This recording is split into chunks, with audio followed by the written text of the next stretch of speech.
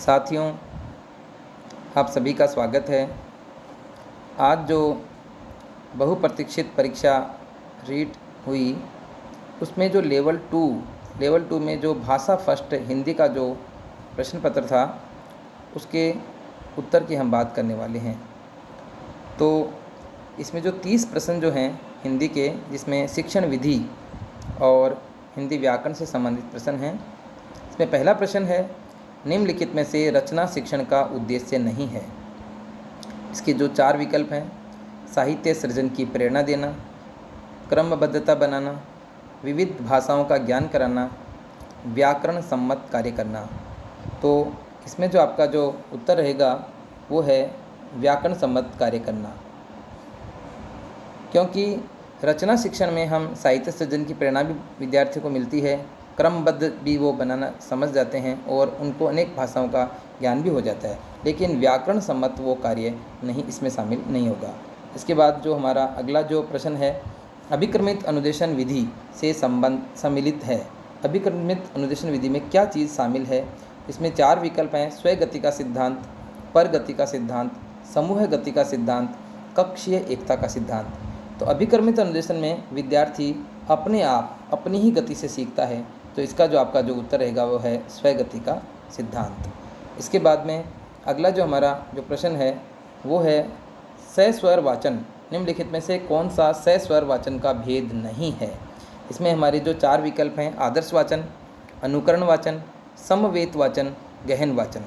तो सस्वर वाचन में आपका जो है इसमें गहन वाचन जो है वो इसमें सम्मिलित नहीं है, क्योंकि सस्वर वाचन जो है उसमें आदर्श वाचन भी होता है, अनुकरण वाचन भी होता है और समवेत वाचन भी होता है। समवेत का अर्थ एक साथ वाचन करना। तो आपका जो इसका उत्तर हो जाएगा वो हो जाएगा गहन वाचन। तो इसका ये उत्तर रहेगा गहन वाचन। इसके बाद में हम अगला प्रश्न देखेंगे। अगला जो है, एक अच्छे मूल्यांकन की विशेषता नहीं है। एक अच्छे मूल्यांकन की कौन सी विशेषता नहीं है? इसके 4 जो विकल्प हैं, वेधता, वस्तुनिष्ठता, आत्मनिष्ठता और व्यापकता। तो आपका जो इसका जो उत्तर रहेगा वो है वस्तुनिष्ठता। वस्तुनिष्ठता इसका विकल्प रहेगा, क्योंकि एक मूल्यांकन जो होता है उसमें आत्मनिष्ठता बिल्कुल भी नहीं आनी चाहिए, क्योंकि आत्मनिष्ठता अगर उसमें आती है तो सही नहीं रहता है।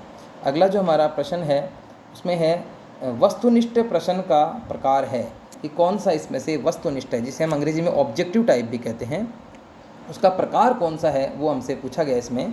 तो वस्तुनिष्ठ प्रश्न का जो प्रकार है उसमें एक है आलोचनात्मक प्रश्न, विश्लेषणात्मक प्रश्न, मिलान प्रश्न, तो और एक है व्याख्यात्मक प्रश्न। तो इसका जो हमारा जो उत्तर रहेगा वो है मिलान प्रश्न। मिलान प्रश्न इसका सही उत्तर रहेगा, क्योंकि इसमें जब हम 4 विकल्पों को मिलाते हैं, मिला के फिर नीचे से भी मिलान करते हैं, ऐसा वस्तुनिष्ठ प्रश्नों में आजकल जो परीक्षा है उनमें इस तरह के प्रश्न भी आते हैं। तो आलोचनात्मक, विश्लेषणात्मक और व्याख्यात्मक प्रश्न वस्तुनिष्ठ प्रश्न नहीं होते, उनमें हमें उत्तर लिख कर देना होता है, मिलाना नहीं होता है, उनमें छांटना नहीं होता है। तो इसका उत्तर हो जाएगा आपका मिलान प्रश्न। अगला जो हमारा जो प्रश्न है वो है निम्नलिखित में से कौन सा शिक्षा शास्त्री पढ़ाने से पहले लिखना सिखाने के पक्ष में है? तो ऐसा कौन सा शिक्षा शास्त्री जो पहले पढ़ाने से पहले लिखाना सिखाने के पक्ष में है? तो इसका जो आपका जो उत्तर रहेगा वो है मारिया मोंटेसरी। मारिया मोंटेसरी जो है वो इटली की प्रसिद्ध चिकित्सक थी, और वो बच्चों को उनके पास जो मंद बुद्धि जो बच्चे आते थे उनको सिखाने का कार्य करती थी, और इन्होंने कुछ ब्लॉक्स के माध्यम से सिखाना चालू किया, और उन ब्लॉक में बच्चा अंगुली घुमाता रहता था, और तो इससे पहले उसमें ऐसे अंगुली घुमा घुमा कर पहले उनको लिखना सिखाया और फिर बाद में पढ़ना। तो इसमें मारिया मोंटेसरी ऐसी जो एक शिक्षा शास्त्री है, जो एक मनोचिकित्सक भी थी, वो पहले लिखने पर बल देती है। इसके बाद में हमारा जो अगला जो प्रश्न है उसमें मौन पठन का लाभ है। मौन पठन का क्या लाभ है? इसमें 4 जो विकल्प हैं उनमें क्या उच्चारण अभ्यास हेतु अवसर मिलता है, स्वाध्याय की प्रवृत्ति विकसित होती है, पठन की शुद्धता का संवर्धन होता है, एकाग्रचित्त होकर ध्वनियों का शुद्ध उच्चारण करना। तो मौन पठन में हम चुपचाप बिल्कुल धीरे धीरे पढ़ते रहते हैं, और मौन पठन में हम एकाग्रचित्त, इसमें स्वाध्याय की प्रवृत्ति, इसमें क्या होता है कि स्वाध्याय हमारा हो जाता है कि हम अपने आप पढ़ने लग जाते हैं, ऐसा मौन पठन में होता है। ये एकाग्र चित्र होकर भी इसके नज़दीक है, लेकिन इसमें शुद्ध उच्चारण करना ऐसा कोई शामिल नहीं है। इसलिए आपका जो इसका विकल्प रहेगा वो रहेगा इसमें ब शुद्ध स्वाध्याय की प्रवृत्ति विकसित होती है। ये आपका इसका विकल्प उत्तर रहेगा। और इसके बाद में अगला जो प्रश्न है वो है बुलेटिन बोर्ड है। बुलेटिन बोर्ड बहुत ही प्रसिद्ध शब्द है, अभी कोई नया नहीं है कि बुलेटिन बोर्ड का प्रयोग भी विद्यालयों में किया जाने लगा। बुलेटिन बोर्ड में किस प्रकार का है बुलेटिन बोर्ड? एक है दृश्य सामग्री, श्रव्य सामग्री, दृश्य सामग्री, भाषाई सामग्री और कौशल सामग्री। इस प्रकार 4 प्रकार की सामग्री है इसमें दी है। तो आपका जो इसका जो उत्तर रहेगा वो रहेगा इसमें दृश्य सामग्री, इसका दृश्य सामग्री इसका उत्तर रहेगा। इसके बाद में अगला जो प्रश्न है वो है सीसीई से में व्यापकता का आशय विकसित निम्नांकित में से नहीं है। सीसीई जो है जो कॉम्प्रेहेंसिव एंड कंटिन्यूअस एवोल्यूशंस एक मूल्यांकन का ही एक प्रकार है, उसमें कौन सी चीज़ सम्मिलित नहीं है? तो इसमें एक तो है विषयों की व्यापकता, उपकरणों की व्यापकता, दायरे की व्यापकता, प्रश्नों की व्यापकता। तो इसमें जो विषय भी व्यापक बना देते हैं, उपकरण भी इसमें प्रयोग में लेते हैं और प्रश्न भी इसमें आते हैं। इसमें दायरे की व्यापकता, दायरे का मतलब लिमिटेशन होता है, वो इसका विकल्प उत्तर नहीं है, दायरे की व्यापकता। अगला जो इसका प्रश्न है 40 नंबर, वर्तनी की विधिवत शिक्षा का ज्ञान किस स्तर पर दिया जाना चाहिए? यह हम वर्तनी की बात कर रहे हैं। वर्तनी से जो हमारा अभिप्राय है, वर्तनी की विधिवत शिक्षा से हमारा क्या कौन से स्तर पर दी जानी चाहिए? तो इसमें है एक तो प्राथमिक स्तर, उच्च प्राथमिक स्तर, माध्यमिक स्तर और उच्च माध्यमिक स्तर। तो आपका जो इसमें जो उत्तर रहेगा, विकल्प रहेगा वो है प्राथमिक स्तर, क्योंकि प्राथमिक स्तर पर ही हमें वर्तनी की शिक्षा बच्चे को दे देनी चाहिए। प्राथमिक स्तर पर जब बालक आता है तो उसको शब्दों का ज्ञान हो जाना चाहिए। वर्तनी से अभिप्राय शब्दों से है, तो शब्दों का अभिप्राय अर्थ, शब्दों का जो ज्ञान है उसे प्राथमिक स्तर पर ही हो जाना चाहिए। तो आपका ये विकल्प रहेगा प्राथमिक स्तर। अगला जो प्रश्न है वो है डॉक्टर चंद्रा अदम्य साहस की धनी थी। वाक्य में प्रयुक्त साहस शब्द किस प्रकार की व्याकरणिक कोटि है? तो इसका बहुत ही सरल जो उत्तर है वो है भाववाचक संज्ञा। भाववाचक संज्ञा इसका सरल उत्तर है। साहस शब्द भाववाचक संज्ञा है। अगर यहाँ पे साहस की जगह साहसी शब्द होता तो गुणवाचक विशेषण हो जाता, क्योंकि साहसी किसी का गुण हो सकता है, लेकिन साहस भाववाचक संज्ञा है। इसके बाद अगला जो प्रश्न है, गोमूत्र असाध्य रोगों के उपचार में भी उपयोगी है। रेखांकित शब्द के संदर्भ में उपयुक्त विकल्प है। इसमें 4 विकल्प हैं, कारक चिन्ह, क्रिया, अव्यय, समुच्चय। तो इसका जो भी जो है शब्द उसके ऊपर उसके रेखांकित किया हुआ है उसको, और भी एक निपात होता है, और निपात किस में शामिल होते हैं? निपात अव्यय में सम्मिलित होते हैं। तो इसलिए इसका जो विकल्प रहेगा अव्यय रहेगा। ये आपको बिल्कुल ध्यान रखना है, इसका विकल्प अव्यय रहेगा। इसके बाद में अगला प्रश्न जो है वो है एक वाक्य के बारे में बहुत सारे 4 कथन दिए हुए हैं, उनमें से कौन सा त्रुटिपूर्ण कथन है? निम्नांकित में से कौन सा कथन त्रुटिपूर्ण है? पहला इसका विकल्प है सरल वाक्य में एक उद्देश्य और एक विधेय होता है। बिल्कुल सही बात है, एक उद्देश्य और एक विधेय होता है, वो वाक्य सरल वाक्य होता है। दूसरा है संयुक्त वाक्य में 2 सरल वाक्यों को और या आदि समुच्चय बोधक अवयवों से जोड़ दिया जाता है। ये बात भी बिल्कुल ठीक है कि इनको जोड़ा जाता है और से या से। एक ऐसे वाक्य जिनमें एक प्रधान उपवाक्य होता है और एक अन्य उपवाक्य उस पर आश्रित होता है उसे मिश्र वाक्य कहते हैं। ये बात भी बिल्कुल ठीक है, क्योंकि एक प्रधान होता है, एक मिश्र होता है, आश्रित होता है उस पर, उसे मिश्र वाक्य कहते हैं। और अगला जो है वर्णों के सार्थक समूह से वाक्य बनते हैं, बिल्कुल गलत है। वर्णों के सार्थक समूह से इसमें वाक्य नहीं बनते, वर्णों के सार्थक समूह से क्या बनते हैं? शब्द बनते हैं। तो ये आपका इसमें चौथा विकल्प आपका उत्तर हो जाएगा। इसके बाद में आगे बढ़ते हैं। इसके बाद देखेंगे आप एक इसमें लिखा है कि वचन सघन सैनिक, ये थोड़ा सा दिखने में नहीं आ रहा है। इसमें देखो, सैनिक घोड़े पर बैठकर आया पर किले का दरवाज़ा बंद था। जैसे ही उसने दरवाज़ा खटखटाया चिड़िया पर फड़फड़ा कर उड़ गई।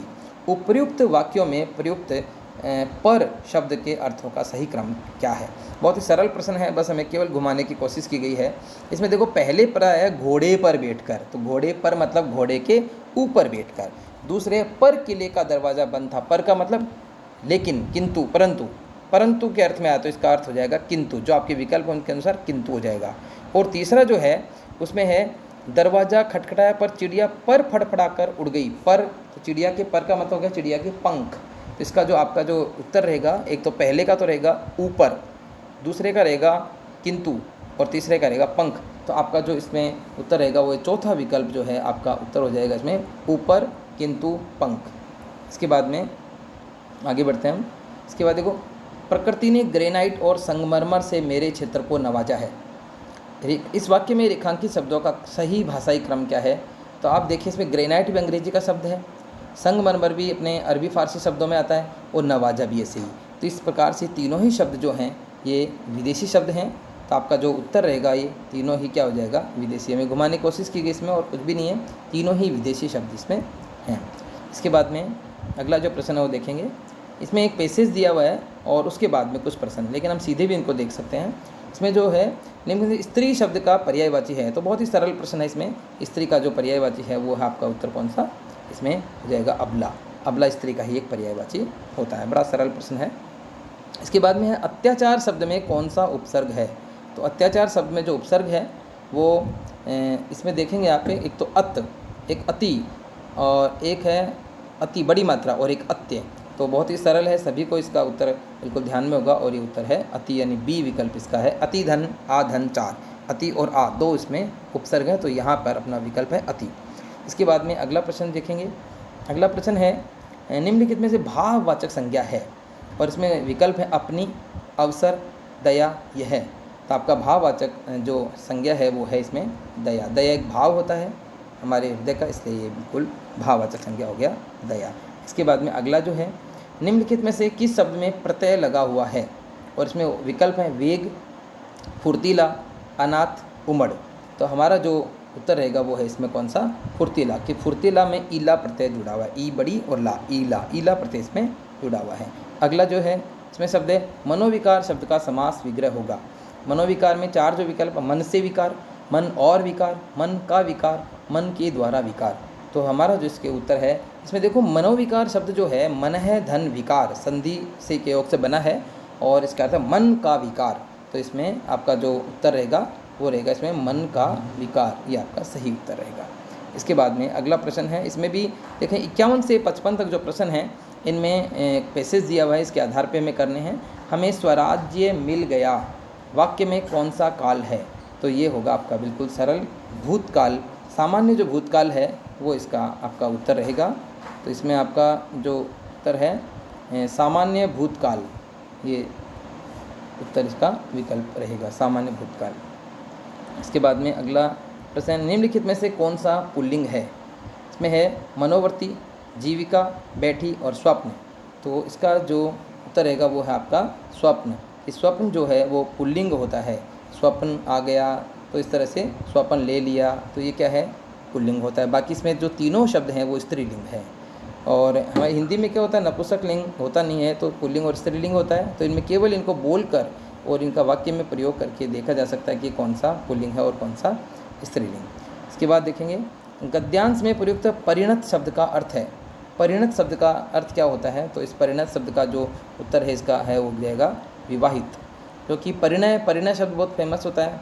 परिणय का अर्थ विवाह है और परिणय का अर्थ होता है प्रेम, और परिणत शब्द का अर्थ हो जाएगा विवाहित। तो इसका आपका उत्तर हो जाएगा विवाहित। बाकी विनम्र, रूपांतरित और विनीत ये तीनों ही इसके विकल्प नहीं होंगे। इसके बाद में देखेंगे मनोवर्ती शब्द का बहुवचन है और इसमें चार विकल्प हैं, मनोव्रतों, मनोवर्तियाँ, मनोवर्तियों और मनोवर्ताओं। बहुत ही सरल है, मनोवर्ती का क्या हो जाएगा? मनोवृत्तियाँ, इसका आपका उत्तर हो जाएगा। इसके बाद में अगला देखेंगे, दूषित शब्द का अर्थ है दूषित जिसमें दोष होता है, मतलब दोष युक्त, दोष रहित, दोष मुक्त, दोष से विरक्त। केवल घुमाने की कोशिश की गई है, शब्दों का फेर है, बाकी बहुत ही सरल है। दूषित शब्द का जो अर्थ है वो हो जाएगा क्या? दोष युक्त। दोष युक्त यानी विकल्प हो जाएगा आपका ए। और इसके बाद में एक और प्रश्न देखेंगे कि वाक्य के मुख्यतः कितने अंग होते हैं? 1, 2, 3 और 4। तो वाक्य के अंग आप सभी को पता है कि वाक्य के 2 अंग होते हैं और वो कौन कौन से अंग होते हैं? एक होता है उद्देश्य और एक होता है विधेय। तो वाक्य के 2, इसका विकल्प हो जाएगा उत्तर 2। इसके बाद में अगला प्रश्न देखेंगे, वस्तु की पूर्ति की तुलना में मांग अधिक, हास्य की लोकोक्ति कौन सी है? इसमें पहले अर्थ दे दिया गया और अब इसमें लोकोक्ति हमें पूछी गई कि ऐसी कौन सी लोकोक्ति है जिसका अर्थ होगा वस्तु की पूर्ति की तुलना में मांग अधिक। और इसके विकल्प है, एक अनार 100 बीमार, आधा तीतर आधा बटेर, ऊंची दुकान फीके पकवान, नो कनौजिए 13 चूल्हे। तो इसका आपका इसमें चौथे में विकल्प में घूमने की ज़रूरत नहीं है, आपका बिल्कुल सरल है कि 1 अनार और 100 बीमार, ये आपका उत्तर हो जाएगा कि 1 अनार 100 बीमार मतलब बहुत ही कम वस्तु है और मांगने वाले, इसको चाहने वाले ज़्यादा हैं। ये आपका उत्तर रहेगा 1 अनार 100 बीमार। घास काटना मुहावरे का सही अर्थ है। यहाँ पे मुहावरा दिया हुआ है, अर्थ अब दिया जा रहा है। कठिनतापूर्वक कार्य करना, गैर जिम्मेदार होना, कुछ भी असर न होना, गुणवत्ता का ध्यान रखे बिना जैसे तैसे काम निपटाना। तो आपका इसका जो उत्तर हो जाएगा वो ये हो जाएगा, गुणवत्ता का ध्यान रखे बिना जैसे तैसे काम निपटाना। कि कैसे भी करके काम पूरा हो जाए, इसको कहते हैं घास काट दिया। ठीक है। इसके बाद में अगला जो है, वे मेरे घर आएंगी क्योंकि उन्हें अजमेर शहर घूमना है। रचना की दृष्टि से किस प्रकार का वाक्य है? अब देखेंगे इसमें मिश्र वाक्य, सरल वाक्य, संयुक्त वाक्य और विधानवाचक वाक्य। तो रचना की दृष्टि से 3 वाक्य होता है, सरल, संयुक्त और मिश्र। अब इसमें यहाँ पर देखेंगे आएंगे के बाद में क्योंकि शब्द का प्रयोग है। कि, क्योंकि आदि शब्दों का जहाँ भी प्रयोग होता है वो वाक्य का भेद हो जाता है मिश्र वाक्य, क्योंकि की का प्रयोग, क्योंकि का प्रयोग मिश्र वाक्य में किया जाता है। इसके बाद में अगला और अंतिम जो प्रश्न है, सगुन मेरी सहेली है, अर्थ के आधार पर इस वाक्य का प्रकार कौन सा है? सगुन मेरी सहेली है, बिल्कुल सीधा सीधा है। इसमें एक संभाव्य वाक्य, इसमें कोई संभावना नहीं है। विधानवाचक वाक्य, इच्छावाचक वाक्य, संकेतार्थक वाक्य। तो इसका जो उत्तर हो जाएगा वो जाएगा विधानवाचक वाक्य, इसका उत्तर हो जाएगा। तो साथियों, इसमें आपको 30 के 30 प्रश्नों के उत्तर मैंने आपको बता दिए हैं। धन्यवाद।